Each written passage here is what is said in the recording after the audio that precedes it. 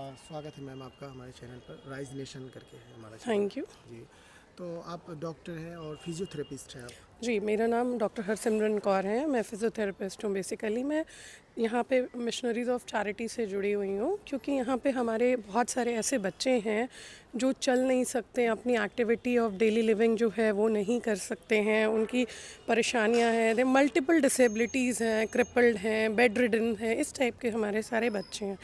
तो physiotherapy basically sisters हमें कहते हैं इनकी फ़िज़ियोथेरेपी करने के लिए, जिनसे क्या होता है कई बच्चे जो नहीं चल पाते उनमें से कुछ लोगों ने चलना भी स्टार्ट किया है, तो रिकवरी भी शो तो की है। आप थोड़ा सा ये बता दीजिए, क्योंकि आम लोगों में जानकारी नहीं होती है। फिजियोथेरेपिस्ट एक्चुअली आप कैसे हेल्प करती हैं उन बच्चों को चलने में या रिकवरी करने में, किस तरीके से आप हेल्प करती देखिए, फ़िज़ियोथेरेपी बहुत वास्ट टर्म है। बेसिकली फ़िज़ियोथेरेपी अटैच है ortho, neuro, gynae, paedia, obs, sports सभी फील्ड्स में अटैच है। हमारे एक 3 घंटे के बच्चे से लेके मैंने लास्ट बेड तक के पेशेंट तक को ट्रीट किया है। तो there is no age boundary कि आप इस एज ग्रुप में ही फ़िज़ियोथेरेपी दे सकते हैं या सिर्फ बोन रिलेटेड इश्यूज़ में ही फ़िज़ियोथेरेपी दे सकते हैं, या कोई सर्जरी का केस है तो ही हम लोग फ़िज़ियोथेरेपी अप्लाई करते हैं, नहीं। फ़िज़ियोथेरेपी इतना वास्ट है कि हम लोग एक छोटे से बच्चे को जो अपने आप नहीं चल सकता, जैसे सेरेब्रल पैल्सी का केस है, इस टाइप के जो बच्चे होते हैं। हैं आप डाउन वैसे बच्चों को सिंड्रोम के। कैसे हेल्प करते हैं, जैसे क्या मतलब मेन देखिए, एक शॉर्ट। फिजियोथेरेपी का मेनली रोल प्ले ये होता है कि कहीं ना कहीं मस्कुलोस्केलेटल बॉडी पे काम होता है। मसल्स, नर्व स्ट्रक्चर्स जो होते हैं बेसिकली उनका रोल प्ले होता है। साथ में बच्चों के साथ उनका मोराल भी बूस्ट किया जाता है। अभी हम लोग जैसे मिरर थेरेपी करा रहे हैं, सामने में मिरर रख दिया, बच्चा है एक जो पहले बहुत अच्छा चलता था, जी जी। फॉर एग्जांपल बहुत अच्छा चलता था, ऑल ऑफ सडन किसी डिजीज़ की वजह से, meningitis, encephalitis kind of disease हैं जिनकी वजह से वो नहीं चल पा रहा है ऑल ऑफ सडन। कुछ कंजेनाइटल डिजीज़ होती हैं जो बाय बर्थ होती हैं, कुछ होती हैं जो बाय द टाइम होती हैं। तो फॉर एग्जांपल मेनिनजाइटिस, इंसेफ्लाइटिस ये चीज़ें बाद में होती हैं। तो इनमें कई बार बच्चों का अचानक से चलना बंद हो गया, तो फिर हम लोग उनको वापस से फिर से ज़ीरो से स्टार्ट करके बॉडी को ट्रेन करते हैं so that they can recover it to. For how long have you been here? I am here from 2016 onward. 2016. 16 It's been onward. more than 9 Before that, years. yeah, before that I was working in Tripolia hospital. There only यहाँ के बच्चे हमारे admit होते हैं वहाँ पे त्रिपोलिया में पीडिया ward में। तो वहाँ पे पहली बार सिस्टर के साथ मेरी मुलाकात हुई थी, तो सिस्टर ने हम मुझे यहाँ बुलाया था कि आप जो है यहाँ आइए, हमारे बहुत सारे बच्चों को रिक्वायरमेंट है। मैं यहाँ आई, संजोग से मेरा वापस दिल्ली का वो हो गया, मैंने दिल्ली में भी प्रैक्टिस की, मैं दिल्ली चली गई। लेकिन जब मैं दिल्ली चली गई उसके बाद भी अंदर में एक वो था कि यहाँ ज़रूरत है बच्चों को, क्योंकि क्रिपल्ड हैं, इनकी कोई फैमिली नहीं है, कुछ नहीं You है। are you are working here free of cost. You are helping all these people. Yeah, you are take little fees for that. नहीं, एक्चुअली स्टार्टिंग में क्या था कि we were like doing it our own way, ठीक है, हम लोग आते थे, लेकिन एक कॉन्टीन्यूटी मेंटेन नहीं हो जाती है। वो आप चूँकि आप प्राइवेट प्रैक्टिस कर रहे हैं, आप कहीं ना कहीं इंगेज हैं, तो सिस्टर ने मुझे एक स्पेसिफिक टाइम बाउंड कर दिया और मुझे जो है पर्क्स देने स्टार्ट किए सो दैट हमारा भी प्रॉपर वो इंटरेस्ट बना रहे। मैं वीक में 5 डेज़ 4 डेज़ 5 डेज़ आती हूँ, Okay. काम करती हूँ इन बच्चों का, और काफ़ी अच्छी रिकवरी भी कर रही है। हमारी एक बच्ची है यहाँ पे Leena. I will be more thankful to you if you will explain one cases, live cases to me, that if it's allowed for you, that this person, this child get recovery from this One disease. one girl, Lena, is there. She was. Can we make a film of that particular? For that, you have to take permission of sisters because that's a student wing. If she allows, if she permits you, then only you can take. Okay. It's total Yeah, okay. her Explain that. call. Then explain. There was a girl, Lena. She was like 4 5 years when I came to this place. Now she is walking lively, वो ठीक हो गई है, चलती है। हमने basic से उसकी ट्रेनिंग स्टार्ट की थी। पहले हम लोगों ने छोटे छोटे स्टेप्स लेने स्टार्ट किए, उनकी जो फिज़िकल बॉडी है उसको रिकवर करना स्टार्ट कराया। देन फिर हमने उसकी मसल ट्रेनिंग अच्छे से की, फिर उसके बाद हमने वेट ट्रेनिंग की, बहुत सारी चीज़ें स्टेप बाय स्टेप की। फिर हमने उसको एक एक पैर पे सपोर्ट कराना स्टार्ट किया, 1 लेग रेजिंग स्टार्ट की। It's a long term journey basically. हड्डी नस के जितने भी काम होते हैं उनमें थोड़ा समय लगता है, क्योंकि अंदर से उस चीज़ों को चेंज करना होता है, जॉइंट्स और मसल्स और स्ट्रक्चर्स को उस तरीके से ढालना होता है कि सो दैट ये चीज़ इम्बाइब्ड हो अच्छा, जाए बॉडी के आपको अंदर। एक मैं चाहूँगा कि यहाँ जो मदर टेरेसा की मिशनरी के थ्रू ये लोग हेल्प करते हैं बच्चों को, पुअर बच्चों को, तो ये पूरे बिहार से, ऑल ओवर से या इंडिया से बच्चे यहाँ आते होंगे जी बिल्कुल और आते ये हैं। फ्री ऑफ कॉस्ट उनको ये ट्रीटमेंट करते हैं ये लोग मिशनरी के through. See Mother Teresa itself is a very मतलब inspiring person I can say. उनका एक उन्होंने अपना टाइम एक लोरेटो सिस्टर्स के थ्रू स्टार्ट किया था, बाद में उन्होंने मिशनरीज ऑफ चैरिटी के लिए एक पूरा प्रॉपर एक सेक्टर ही बना दिया। सिस्टर्स हैं बेसिकली, यहाँ डोनेशन बेसिस पे ही काम होता है सिस्टर्स, लेकिन एक डोनेशन आनी और उसको एक सही जगह यूटिलाइज करना, it's even a big channel. तो सिस्टर्स जो है वो बच्चों की physical, social, eight the same time सारी चीज़ें नीड्स जो होती है फुलफ़िल करती है, क्योंकि इन बच्चों की फैमिलीज़ नहीं है, कहीं किस इन्वायरमेंट से आए हैं, कई बार पुलिस ने कॉल किया, हमने जाके बच्चों को लेके आया। कई बार हमारे यहाँ के बच्चे कुछ ऐसे भी हुए हैं जो ट्रीटमेंट ड्यूरेशन में गुजर भी गए हैं, उनका भी प्रॉपर वे में सारा जो उनका क्रियाक्रम होता है, जो जिस तरीके का, वो सारी चीज़ें करती हैं। ओल्ड एज लोग भी हमारे पास हैं यहाँ पे। यहाँ जो बच्चे आते हैं मैम, तो उनके माता पिता नहीं होते या होते हुए भी यहाँ ला के रखते हैं बच्चों को? कई बार ऐसी स्टेट होती है कि कोई फैमिली से बिछड़ जाते हैं, कुछ मेंटली अपसेट होते हैं बच्चे, कुछ लड़कियां हैं, कुछ इस टाइप की औरतें हैं जिनको फैमिलीज डिस्कार्ड कर देती है, जो उनके यूज़ की नहीं है तो उनको हटा दिया जाता है या रोड पे छोड़ दिया जाता है बेसहारा। तो कई बार पुलिस कॉल करती है तो हम लोग वो लोगों को भी लेके आते हैं, और कई बार फैमिलीज़ वाले लोग भी होते हैं जो भटक जाते हैं, फिर उनकी फैमिलीज़ का यहाँ रख के हम लोग उनका पूरा इलाज भी होना, सारा खान पीन सब चीज़ करते हैं।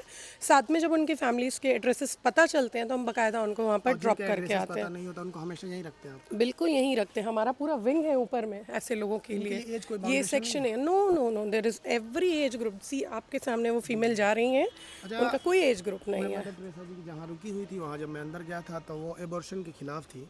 एबॉर्शन जो एबॉर्श कर देते अपने बच्चों को, कहीं जो भी उनकी दिक्कतें जी। जो भी हो, तो उनको अडॉप्ट करने का काम करती थी मदर टेरेसा जी। तो यहाँ अडॉप्ट भी किया जाता है बच्चों को हमेशा सी के लिए? देखिए, पहले जिस टाइम पे मदर टेरेसा कैलकाटा में अपना काम कर रही थी, उस ड्यूरेशन में ना फीमेल और मेल मेंबर्स का जो बच्चे होते हैं उनमें बहुत ज़्यादा डिफरेंशिएशन था, ठीक है।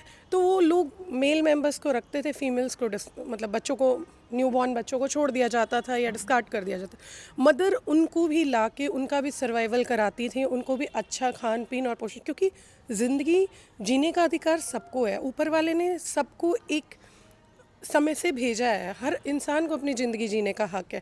तो जब भी बच्चा छोटा होता है तो उसके पेरेंट्स डिसाइड करते हैं। That was very crucial time जब मदर ने ये स्टेप लिया था, और वैसे बच्चों को भी अपने मतलब अंडर लेना स्टार्ट किया था जिन बच्चों का कोई नहीं है। तो मदर टेरेसा जी कैथोलिक क्रिश्चियनिटी को बिलोंग कर मतलब मानती थी, तो आप भी उनसे मोटिवेटेड हैं या अपना अलग रिलीजन मानती हैं आप?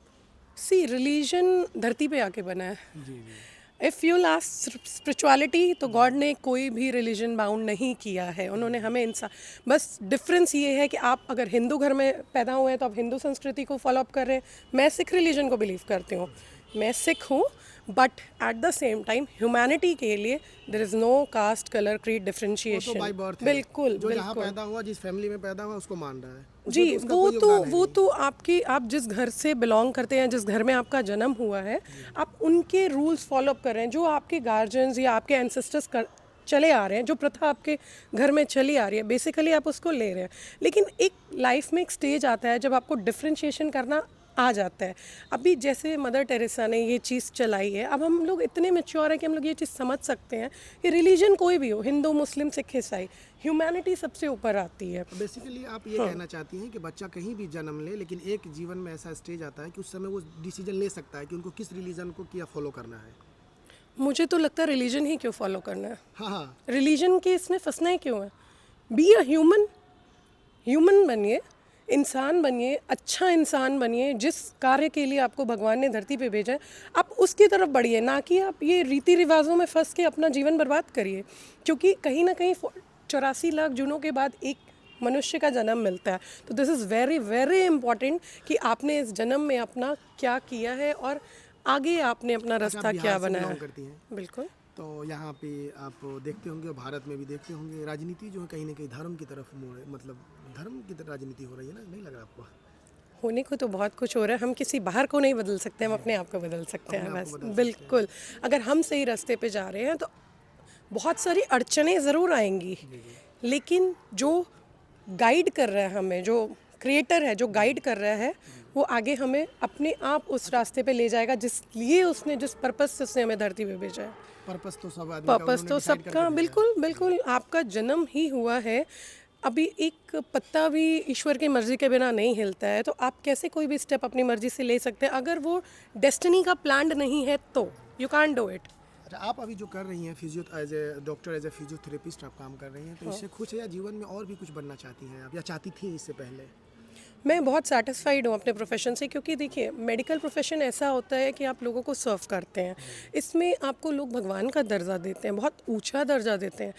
लाइफ में हर इंसान को पैसे कमाने हैं, लाइफ में आगे बढ़ना है, बाउंड्रीज को टच करना है, but at the same time आपका इंटरनल जो है वो भी सेटिस्फाई होना आप अपने चाहिए। प्रोफेशन से सेटिस्फाई है? मुझे प्रोफेशन ही ऐसा मिला है कि अगर कोई इंसान, आप चल नहीं सकते हैं, जी जी जी। आपकी सर्जरी करके डॉक्टर ने आपको छोड़ दिया, आप चल नहीं सकते हैं, और अगर आप चल रहे हैं तो आप आशीर्वाद देंगे मुझे? आशीर्वाद तो देंगे ना, दिल से मिलेगा ना आशीर्वाद। तो यही चीज़ तो कमाने आए हैं धरती पे हम लोग, पैसे तो कमा ही लेंगे, कौन नहीं कमा रहा आज की डेट में, ठीक है। अगर आपको साथ के साथ एक सेटिस्फेक्शन मिल रहा है और एट द सेम टाइम जो आपके साथ जुड़े हुए लोग हैं उनका आशीर्वाद भी मिल रहा है, तो मुझे लगता है बहुत कम ऐसे प्रोफेशंस होते हैं जो आपको सेटिस्फेक्शन देते हैं। आप इंजीनियरिंग ले लें, बाकी प्रोफेशन ले लें, शॉप ले लें, सब आएंगे, सामान लेंगे, चले जाएंगे, they are this much only. But मुझे लगता है कि मेरा मेडिकल प्रोफेशन ऐसा है कि मुझे अंदर और बाहर दोनों तरफ से सेटिस्फाई कर रहा है, तो ये भी कमा लिया, अगर आप इज्जत भी कमा ली अच्छा, और अच्छा, सेटिस्फेक्शन भी एक कमा बात और लिया। आपसे मैं जानना चाह रहा हूँ कि अगर आप मुख्यमंत्री होती बिहार की तब क्या करती? मुझे नहीं बनना है, आई एम सेटिस्फाइड, बनना बिल्कुल ही नहीं चाहते हैं? बनना ही नहीं चाहती हूँ। क्यों बनूँ, लाइबिलिटीज़ क्यों लूँ? ऑलरेडी जो जिम्मेवारियाँ आप नहीं उठाना चाहते हैं उनमें इंटरेस्ट नहीं है, उस तरफ जाना ही नहीं है, जाना ही नहीं है। जाना ही नहीं है। क्यों? क्योंकि अगर हम लोग ये सारी चीज़ों में, तो अगेन द पॉलिटिक्स आ जाएगी। उसमें आपके बहुत सारे लोग ऐसे होते हैं जहाँ पे आपको बहुत सारे डिसीजंस अपनी मर्ज़ी के बिना भी लेने पड़ते हैं, तो मुझे कोई ऐसा डिसीजन लेना नहीं पसंद है जिसमें मेरी मर्ज़ी ना हो। आप हम अभी जो भी टोटली डिसीजन ले सेटिस्फाइड, रहे हैं सब अपनी मर्जी से ले रहे हैं? बिल्कुल ले रही हूँ अपनी मर्ज़ी से, मैं बाउंड नहीं हूँ ना किसी के अंडर। आप मैरिड हैं हाँ हूँ। तो उनका डिसीजन मतलब हस्बैंड आपको? पार्टनर जी अपनी जगह होते हैं, जी जी। म्यूचुअल डिसीजन होना चाहिए, म्यूचुअल म्यूचुअल डिसीजन होना चाहिए। अगर आपके किसी डिसीजन में अगला आदमी अंडरस्टैंड कर रहा है तो ये 100% तभी पार्टनरशिप अच्छी है ना, otherwise that is a superficial relationship. जी जी। तो सुपरफिशियल क्यों रखना है? आपको लगता है ना, आप तो समाज से जुड़ी हुई हैं इनसे, तो आपको लगता है कि जो मैरिज है उनमें सुपरफिशियल डिसीजन मेल सी डोमिनेटेड? हमारे यहाँ पे भी बच्चों की कई बार मैरिजेस कराई जाती हैं, हम यहाँ की लड़कियों की मैरिजेस कराते हैं जो अपने लाइफ में आगे बढ़ना चाहती हैं, जिनको पार्टनर सिस्टर ने, कितनी हमारी यहाँ की बेटियाँ हैं जो फंक्शंस होते हैं हमारे यहाँ पे, तो वो बाकायदा अपने परिवार के साथ आती हैं। अपनी ज़िंदगी में हर इंसान को जीने का अधिकार है। तो आप यहाँ के जो आपने बताया कि लड़कियों की शादी भी करवाते हैं, तो उनका रिलीजन धर्म पूछ के करवाते हैं सीधा मतलब? सिस्टर्स डिसाइड करती हैं जो उनके लिए बेटर पर्सन है। जिस तरीके से सिस्टर्स कम्युनिटी बहुत छोटी कम्युनिटी नहीं है, it's a very big community, her state में हर जगह पे हैं। तो जो जैसे चूँकि ये बच्चे पहले से सफ़रर्स होते हैं, इनने परेशानियाँ झेली हुई हैं, तो आगे की ज़िंदगी इनकी ख़राब ना हो, तो कोई भी डिसीज़न बहुत सोच परख के लेना पड़ता है। अच्छा, मैं ये भी चाहूँगा कि पार्टनर चुनने से पहले क्या क्या चीज़ें देखनी चाहिए पार्टनर में, लाइफ पार्टनर में, क्योंकि आप म्यूचुअल अंडरस्टैंडिंग की बात अब बोली है, सुपरफिशियल सी दो चीज़ें हैं, आप जितनी मर्जी समझदारी कर लें, जितनी मर्जी आप पहचान कर लें, लोगों के अंदर चले जाएं, जो आपकी डेस्टिनी में लिखा है ना, जो आपकी डेस्टिनी में लिखा है होना वही है। आप अपनी तरफ से अपना 100% देंगे, अगला आदमी जितना परसेंट दे रहा है उसके बाद अपने आप चीज़ों में चेंज आता है। It's a relationship of mutual understanding. कुछ मान लो कुछ मना लो, रिलेशनशिप ईजी है ना, कुछ मान लो, 100% तो किसी की भी नहीं चलती ना। आपका बस जो मेंटल पीस है वो नहीं उस रिलेशनशिप में जाना चाहिए, आप ग्रो करने चाहिए, that means you are on a right path. अगर आप ग्रो नहीं कर रहे हैं that means you are stuck somewhere. तो रिलेशनशिप स्टक होने के लिए नहीं है, ग्रो करने के लिए, इकट्ठे ग्रो करने के लिए, ग्रेसफुली ग्रो करने के लिए। ये समाज अभी भी मेल डोमिनेटेड है या कुछ बदलाव आया है समाज में? समाज में बहुत कुछ बदलने की ज़रूरत है, लेकिन किसी को भी ऐसे नहीं बदला जा सकता। आप अपने आप को बदलिए, चीज़ें अपने आप वक्त के साथ बदलती चली जाएंगी। मेल डोमिनेटिंग या female dominating is a different thing, that's a very big chapter. अब कई जगह लोग पढ़े हैं, कई नहीं पढ़े हैं, कई गर्ल्स जो हैं एजुकेटेड हैं उनकी लिविंग अलग है, कई अनएजुकेटेड हैं उनकी लिविंग अलग है। तो ये हर जगह अपना अलग एक रूप है इस चीज़ का। तो आई डोंट थिंक कि कई बारी अंडरस्टैंडिंग ऐसी होती है कि लड़के इतने समझदार होते हैं कि कई लड़कियों की ज़िंदगी इतनी खूबसूरत हो जाती है, और कई बारी लड़कियां ऐसी होती हैं कि लड़कों की भी ज़िंदगी ख़राब हो जाती है।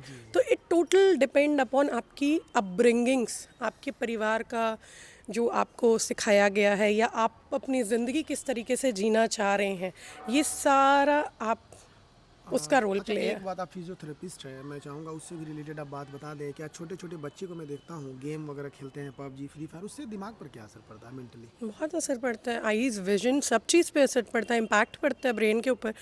आप एक्चुअली इन आउटडोर एक्टिविटीज़ तो बिल्कुल ही बंद हो गई हैं। आउटडोर एक्टिविटीज़, फिजिकल ट्रेनिंग्स जो है वो बिल्कुल बंद हो गई हैं। वो 90% ख़त्म हो गई हैं, कहीं 10% अभी भी हैं जो कॉल ले रहे हैं, अदरवाइज या इनोवेटिव तरीके से बच्चों को इंगेज कर रहे हैं। तो हमें आई थिंक और बाहर आके और इनोवेटिव बनने की ज़रूरत है, ताकि बच्चों को वापस से फिज़िकल फील्ड में लाया जा सके। तो अब पुरानी प्रथा को ढोते चले आ रहे हैं, तो उससे नहीं होगा। कुछ चीज़ें बदलनी पड़ेंगी, जिससे बच्चों को physical activity plus eight the same time mental growth की अच्छा, एक भी बात और फुलफिल है, कर ये सके। बात कि आजकल चीज़ों को याद करने में भी जो है मेमोरी आज कमज़ोर हो रही है, क्योंकि हाँ, हम तुरंत से गूगल कर लेते हैं किसी चीज़ों को। तो क्योंकि ये we are used to of it ना, हमारे लिए बहुत इजी हो गया है। तो हर इजी चीज़ हमारे लिए अच्छी नहीं होती है। तो 100% किसी भी चीज़ पे डिपेंडेंट होंगे तो आपको वो आगे जाके लॉन्ग टर्म में आप अपने, मतलब you are totally dependent upon gadgets ना। जो हमारी लाइफ है अभी, वी आर ऑलमोस्ट एवरीथिंग हम लोग फ़ोन पे करते हैं, ऑलमोस्ट एवरीथिंग। फ़ोन ने हमें इतना यूज्ड टू बना दिया है। तो ये हमारे अपने हाथ में है कि हम कितना अपना परसेंटेज देते हैं। सी, ह्यूमन माइंड से ऊपर कुछ नहीं है, ह्यूमन माइंड से ऊपर फ़ोन भी नहीं है। जी तो जी। आपको अपनी जो इनर थिंग है उसको चेंज करना पड़ेगा कि we are totally dependent upon phone, totally dependent upon laptops, totally dependent upon TVs, things. इससे बाहर भी दुनिया है, इससे बाहर भी दुनिया है। अच्छा, अगर निकलेंगे तो पता चलेगा ना। मेमोरी को स्ट्रॉन्ग करने के लिए क्या करनी चाहिए, इसमें कैसे? बादाम खिलाइए। बादाम